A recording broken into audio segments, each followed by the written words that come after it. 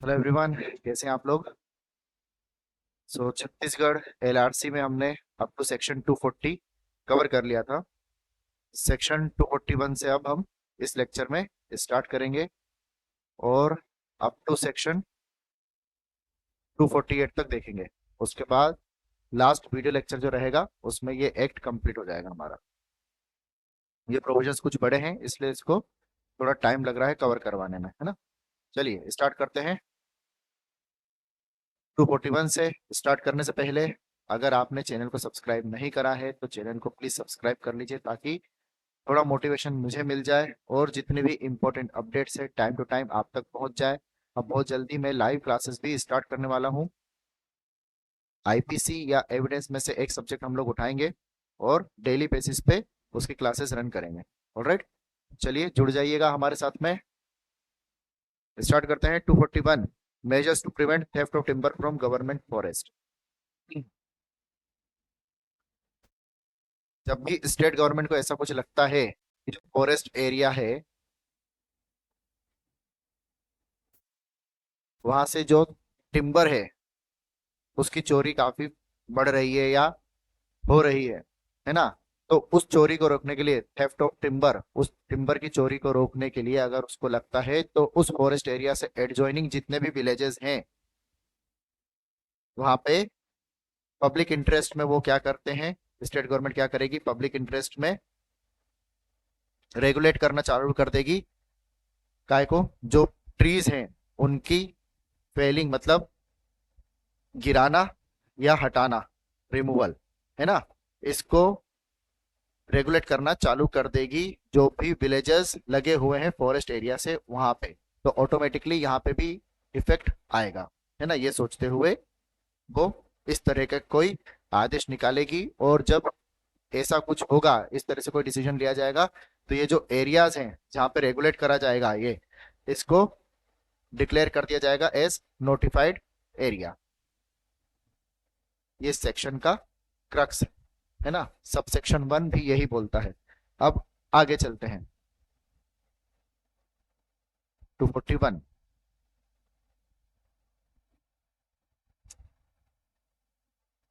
जो भी हमने देखा, जो भी ऑर्डर यहाँ पे पब्लिश होगा क्या होगा, shall be proclaimed in manner in all the villages comprise in notified area. Notified area में जितने भी विलेजेस हैं जो फॉरेस्ट एरिया से लगे हुए हैं वहां पे डिक्लेरेशन होगा, प्रोक्लेमेशन होगा, ठीक है ना, जो भी ऑर्डर पब्लिश होगा उसका। आगे, where an order has been proclaimed no person shall in pursuance of transaction of sale or purpose of trade or business fell any timber, है ना। एक बार ये ऑर्डर पब्लिश हो गया उसके बाद में किसी भी व्यक्ति को ये अधिकार नहीं होगा कि वो किसी भी तरह कोई सेल ट्रांजैक्शन करे या फिर और कुछ ट्रांजैक्शन करे जिसके फलस्वरूप पेड़ को रिमूव करा जाए या फिर गिराया जाए। ठीक, आगे देखते हैं। अगर किसी व्यक्ति ने कॉन्ट्रावेंशन करा इस ऑर्डर का या अटेम्प्ट करा कॉन्ट्रावेंशन करने के लिए, तो सब डिविजनल ऑफिसर, यहाँ पे आपकी अथॉरिटी प्रोवाइड कराई गई है। सब डिविजनल ऑफिसर क्या करेगा, पेनल्टी इंपोज करेगा नॉट एक्सीडिंग 25,000 रुपीज। ठीक है, कितनी पेनल्टी रहेगी, 25,000 रुपीज की बाय एसडीओ। ये प्रिलिमिनरी एग्जामिनेशन में महत्वपूर्ण लाइन है आपकी, है ना, यहां से क्वेश्चन बनेगा। आगे इसके साथ में पेनल्टी इंपोज तो कर देगा, उसके साथ साथ कॉन्फिस्केशन का भी ऑर्डर यहाँ पे वो दे देगा, है ना। जो भी पेड़ गिराया उसका कॉन्फिस्केशन भी साथ में कर लेगा। आगे देखते हैं। Nothing in subsection 3 and 4 shall apply to the felling and removal of timber trees by any person from his land for his bona fide agriculture और डोमेस्टिक पर्पस। अगर खुद की जमीन है और खुद की जमीन पे ट्रीज लगे हुए हैं तो इस सेक्शन में लिखी हुई बात अप्लीकेबल नहीं होगी। अगर वो व्यक्ति जो है जिसकी जमीन है वो बोनाफाइड डोमेस्टिक कंजम्पशन के लिए, डोमेस्टिक कंजम्पशन के लिए उसका रिमूवल कर रहा है पेड़ का या उपयोग कर रहा है, काट रहा है, ठीक है। लेकिन यहाँ पे भी एक सीमा बताई गई है, तो कितना होना चाहिए, bona fide agricultural or domestic purpose up to maximum limit of 2 cubic metres in a calendar year. एक कैलेंडर ईयर में कितना होना चाहिए, अप टू 2 क्यूबिक मीटर्स इतना रिमूव कर सकता है, 150 से ज्यादा नहीं कर सकता, है ना। If such felling or removal is otherwise in accordance with the provision of this code, however, such person shall be required to get his land demarcated by the competent authority. लेकिन एक शर्त यहाँ पे और भी लगाई गई है कि अगर इस तरह का कोई वो अधिकार या राइट एक्सरसाइज करेगा तो डिमार्केशन करवाना उसको जरूरी है बाय कॉम्पिटेंट ऑथोरिटी। इस वर्ड को याद रखिएगा, कॉम्पिटेंट ऑथोरिटी के लिए डिमार्केशन यहाँ पे रहेगा, वो डिमार्केशन करेगा उसकी जमीन का, उसके बाद में ही वो कर सकता है। और एक और चीज बताई गई है, इन्फॉर्म करेगा राइटिंग में इसको, रेवेन्यू ऑफिसर को या फिर रेंज फॉरेस्ट ऑफिसर को एटलीस्ट 10 days बिफोर फेलिंग और रिमूवल ऑफ सच ट्रीज, है ना। जब भी उसको ये करना हो, ऐसा पेड़ गिराना हो, तोड़ना, उपयोग में लेना हो, तो 10 दिवस के भीतर उसको एक इंफॉर्मेशन प्रोवाइड करनी पड़ेगी रेवेन्यू ऑफिसर को या फिर रेंज फॉरेस्ट ऑफिसर को, है ना। ठीक, चलिए आगे चलते हैं। अब 242 डायरेक्ट इंडेक्स बेस्ड क्वेश्चन भी यहां से बनता है। वाजिब उल अर्ज, ये क्या होता है? सबसे पहले तो यहाँ पे एग्जामिनेशन की अगर हम तैयारी करें तो ऑथोरिटी ध्यान में रखना है हमें, वाजिब उल अर्ज से याद रख लो, एसडीओ है जो इसको रिकॉर्ड करेगा। ये एक तरह के क्या होते हैं, कस्टम होते हैं ना, कस्टमरी राइट्स होते हैं पर्टिकुलर विलेज के, पर्टिकुलर एरियाज के, है ना। तो एक तो सेक्शन याद रखना है, उसके बाद में ऑथोरिटी है वो याद रखनी है आपको, कौन दे रखी है, SDO. Shall in the prescribe manner ascertain and record the customs in each village, हर एक विलेज के जो कस्टम्स है वो रिकॉर्ड करेगा। इन रिगार्ड टू, किसके संबंध में, कौन कौन से कस्टम्स यहाँ पे रहेंगे, वो रहेंगे राइट टू इरिगेशन, पहला, यहां से भी क्वेश्चन आते हैं तो कंफ्यूज नहीं होना, राइट टू इरिगेशन है। दूसरा राइट ऑफ ईजमेंट है ना, right of way, right of easement. और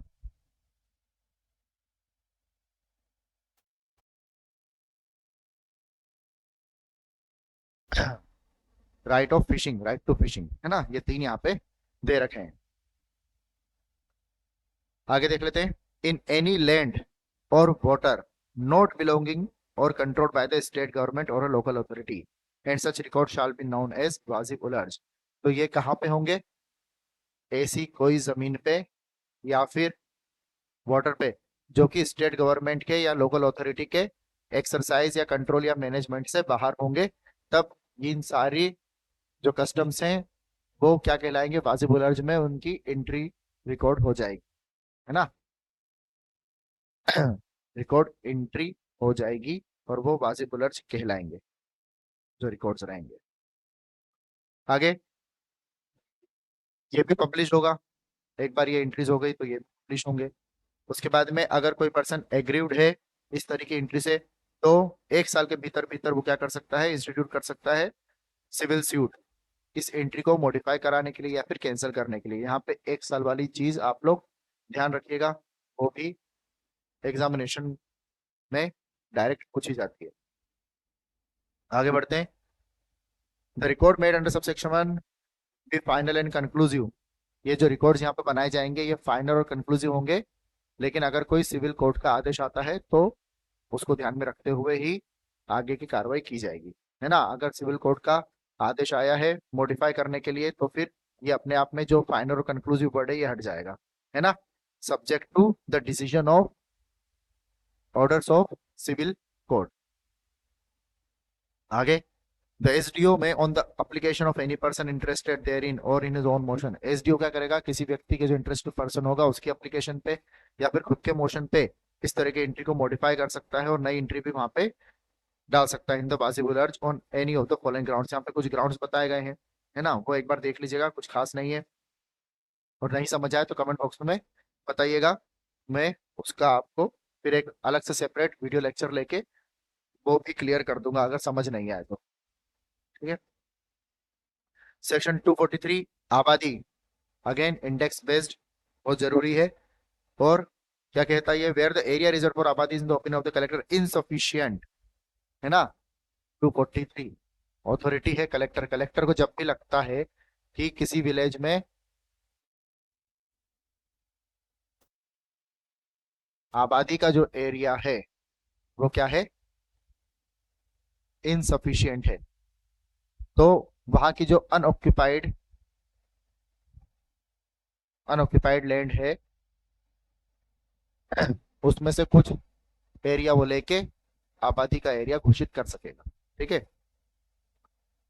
ही may reserve such further area from the unoccupied land in the village as he may thinks fit। दूसरी बात, where unoccupied land या unoccupied land for the purpose of आबादी is not available। अब unoccupied land ही इतना नहीं है ना, available ही नहीं है, तो फिर क्या होगा, स्टेट गवर्नमेंट में acquire any land for the extension of आबादी। फिर स्टेट गवर्नमेंट क्या करेगी, एक्वायर करेगी किसी और जमीन को आबादी के पर्पस के लिए। ठीक है, तो अगर अनऑक्युपाइड लैंड अवेलेबल है तो वहां से लिया जाएगा, अनऑक्युपाइड लैंड अवेलेबल नहीं है तो फिर एक्विजिशन होगा। ये जो एक्विजिशन होगा ये अगेन किस एक्ट को ध्यान में रखते हुए किया जाएगा, right to fair compensation and transparency act 2013। ठीक है, तो कंपनसेशन अगर पेएबल बनता है किसी व्यक्ति के लिए तो कंपनसेशन भी पे करा जाएगा। आगे 244 डिस्पोजल ऑफ आबादी sites, 245 right to hold house site free of rent. बहुत सिंपल है ये और छोटे हैं, इनको देख लीजिएगा एक बार। Right to person holding house site ये भी देख लेना, कुछ काम का नहीं है ज्यादा, है ना। और फिर भी कोई डाउट हो तो जैसे मैंने बताया कमेंट बॉक्स में आप मुझे बता सकते हैं, हम देख लेंगे उसको फिर अलग से। आगे आते हैं 247 पे, गवर्नमेंट टाइटल टू मिनरल।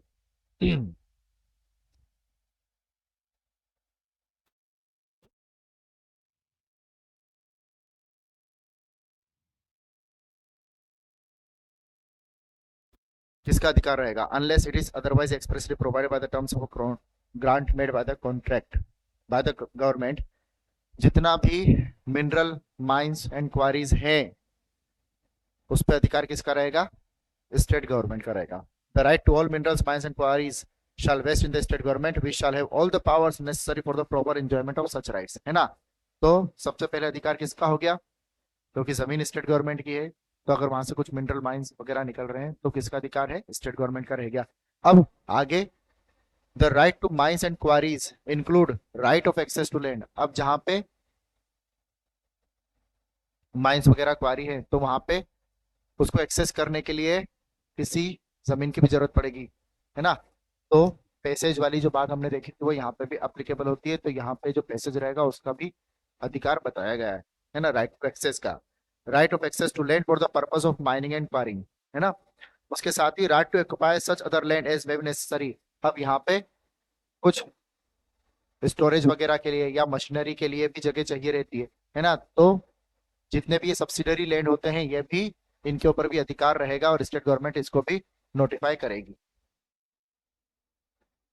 मैं declare to be subsidiary to mining and quarrying. ठीक है, सब्सिडरी जितने भी पर्पस हैं उनके लिए भी यहाँ पे उसका अधिकार रहेगा स्टेट गवर्नमेंट का। आगे आते हैं, if the government has assign to any person its right over any mineral. अब अगर गवर्नमेंट ने असाइन कर दिया है किसी पर्सन को, है ना, असाइन मतलब डेलीगेट कर दिया है कि आप जाओ और देखो, काम करो इस पे, है ना, तो असाइन कर दिए अपने पावर्स। फिर क्या होगा, for the proper enjoyment of such right, उसको भी सारे वही अधिकार देते जाएंगे जो यहाँ पे स्टेट गवर्नमेंट एंजॉय कर रही थी, है ना। Should exercise the collector may by order in writing delegate such powers. Collector एक अथॉरिटी दे रखी है पावर डेलीगेट करने के लिए। आगे चलते हैं, provided that no such delegation shall be made until notice. अगर किसी और पार्टी है और उसको ऑब्जेक्शन है तो बिना उनसे पूछा-तानी करे बिना, मतलब कि एक अपॉर्चुनिटी ऑफ हियरिंग जो भी दूसरी पार्टीज हैं उनको भी दी जाएगी कि आपको किसी तरह कोई ऑब्जेक्शन तो नहीं है। एक बार वो सारे ऑब्जेक्शन सुन लिए जाएंगे, उसका डिस्पोज ऑफ होगा, उसके बाद में ही यहाँ पे इस तरह का असाइनमेंट करा जाएगा। If in the exercise of the right herein referred to over any land, the right of any person are infringed by occupation disturbance of the surface of any such land। अगर किसी तरह का कोई दूसरे व्यक्ति है और उसकी जमीन है उस पे कोई डिस्टरबेंस हो रहा है ना, इंटरफेयर हो रहा है, बस इतना समझ लो, तो फिर कंपनसेशन पे करना पड़ेगा इधर स्टेट गवर्नमेंट को या फिर जो असाइनी है उसको।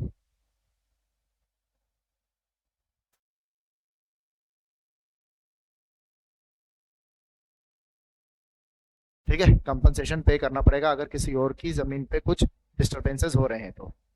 और ये कौन पे करेगा, इधर स्टेट गवर्नमेंट पे करेगी या फिर जो असाइनी है वो पे करेगा। किसके आदेश पे होगा वो देख लो, एसडीओ। आगे चलते हैं। No assignee of the government shall enter और occupy without the previous sanction of the collector. Collector की प्रीवियस सैंक्शन और कंपनसेशन दिए बिना कोई भी असाइनी उस लैंड पे जो उसको राइट्स दिए गए हैं उस पर एंटर नहीं कर सकता। If an assignee of the government fail to pay compensation, अगर कंपनसेशन फेल कर जाता है असाइनी, है ना, तो फिर क्या होगा, तो collector may recover such compensation as an arrear of land revenue. ठीक है, आगे आते हैं subsection 7। Any person who without lawful authority extracts or removes, अगर कोई अथॉरिटी नहीं है और इंसान आके, कोई एक पर्सन आके एक्सट्रैक्ट करता है वहां से, है ना, मिनरल्स वगैरह, तो क्या होगा, without prejudice to any other action, date may be taken against him be liable on the order of writing of the collector to a penalty not exceeding sum calculated at double the market value of the mineral।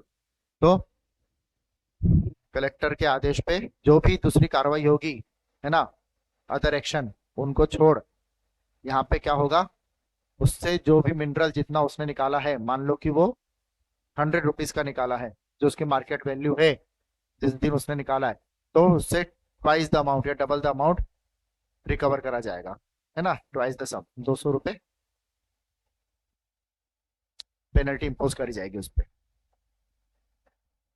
आगे, provided that if the sum so calculated is less than 25,000 rupees, the penalty may be such larger not exceeding 25,000 rupees। ठीक है, without prejudice to the provision the collector में seize and confiscate. अब ये तो है कि यहाँ पे पेनल्टी इंपोज कर दी, है ना, फाइन इंपोज कर दी, उसके साथ साथ सीज प्लस कॉन्फिस्केट भी कलेक्टर कर लेगा जो भी मिनरल्स वो निकाले। ऐसा नहीं कि भैया इतना पैसा दे दो और ले जाओ मिनरल, नहीं, उसके साथ में आपको मिनरल भी डिपॉजिट करना पड़ेगा जो आपने एक्सट्रैक्ट करा है।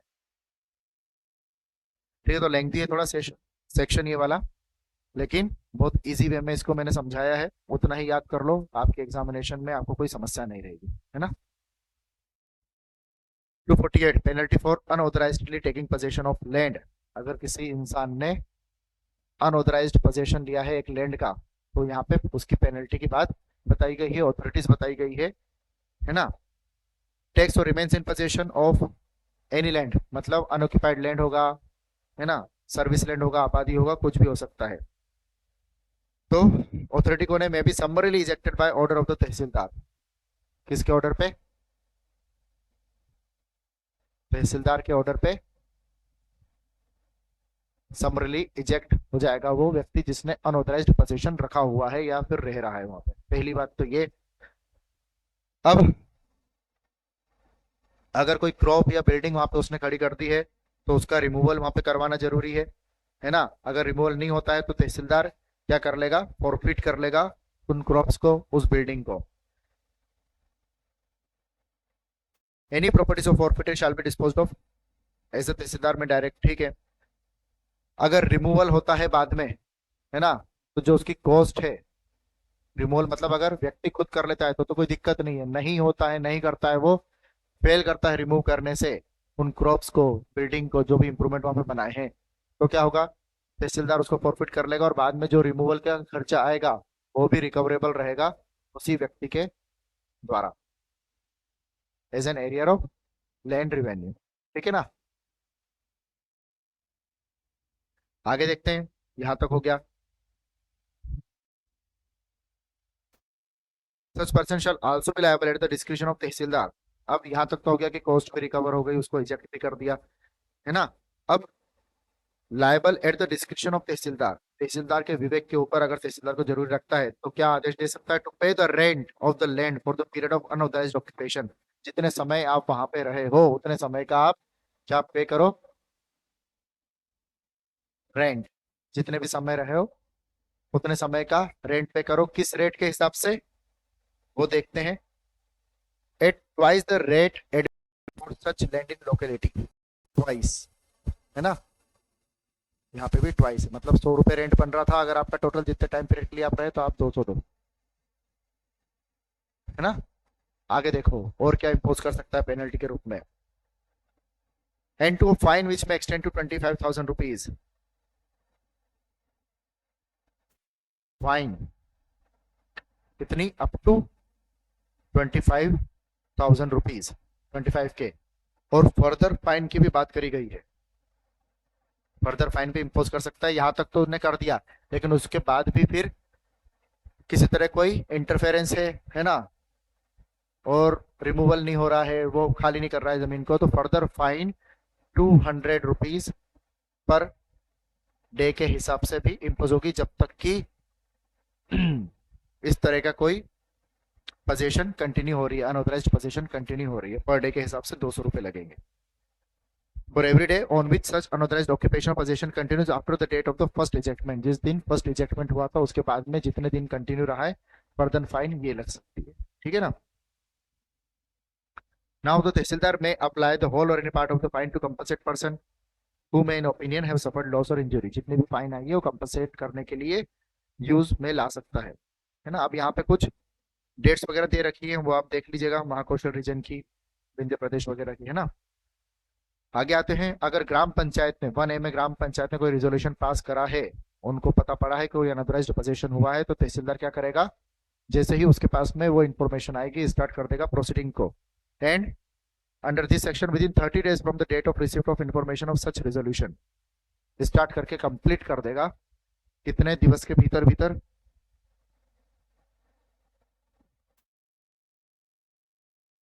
स्टार्ट प्लस कंप्लीट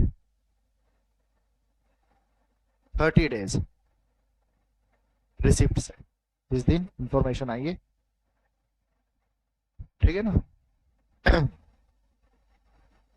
चलिए, and shall communicate the action taken by him to the gram panchayat, gram panchayat को बता देगा कि आपने जो रिजोल्यूशन पास करा था और मुझे इन्फॉर्मेशन दी थी, उसके अगेंस्ट में मैंने कौन सी एक्शन ली है और कितने दिनों में इसको कंप्लीट कर दिया है ना।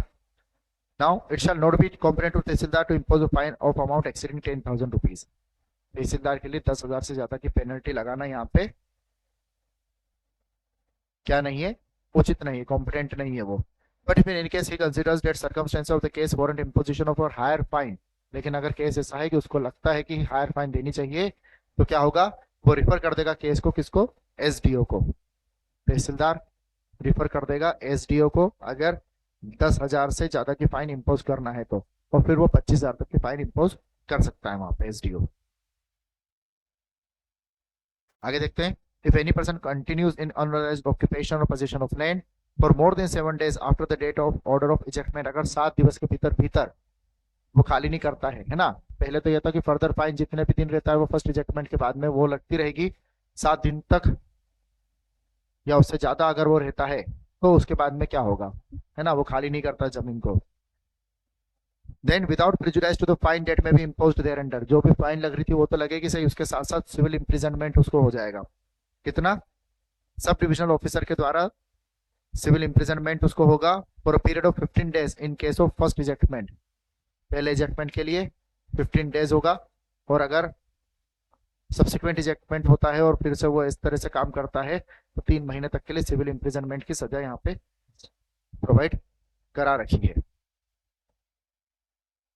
आगे, provided that no action shall be taken, है ना, कोई भी एक्शन सिविल इम्प्रिजनमेंट का स्टार्ट और इनिशिएट नहीं होगा जब तक कि कोई नोटिस सर्व नहीं होता और शोकॉज नहीं इशू करा जाता कि बताओ आपके लिए सिविल इम्प्रिजनमेंट क्यों नहीं लागू किया जाए। ठीक है, क्लियर। आगे दे रखा है कि सब डिविजन ऑफिसर जो है वो रिलीज कर सकता है अगर जो टाइम पीरियड है 15 days 3 मंथ का वो कंप्लीट नहीं हुआ है, और उसके पहले भी वो रिलीज कर सकता है अगर उसको लगता है कि वेकेट हो गई है, जो जमीन चाहिए थी वो वेकेट कर दिया है इस पर्टिकुलर ऑफेंडर ने। तो ठीक, तो ये हो गया आपका सेक्शन 248 तक कंप्लीट। 249 से 253 तक हम लोग नेक्स्ट लेक्चर में कवर कर लेंगे। ठीक है, तो तब तक पढ़ते रहिए आप, ध्यान रखिए अपना। टेस्ट सीरीज में एनरोल करना चाहते हैं तो लिंक मैं डिस्क्रिप्शन बॉक्स में दे दूंगा, वहां से आप ज्वाइन कर सकते हैं। ठीक है, कोई भी डाउट हो, कोई भी समस्या हो तो कमेंट बॉक्स में मुझे बता सकते हैं। ठीक है, मिलते हैं नेक्स्ट लेक्चर में। Thank you, thank you so much.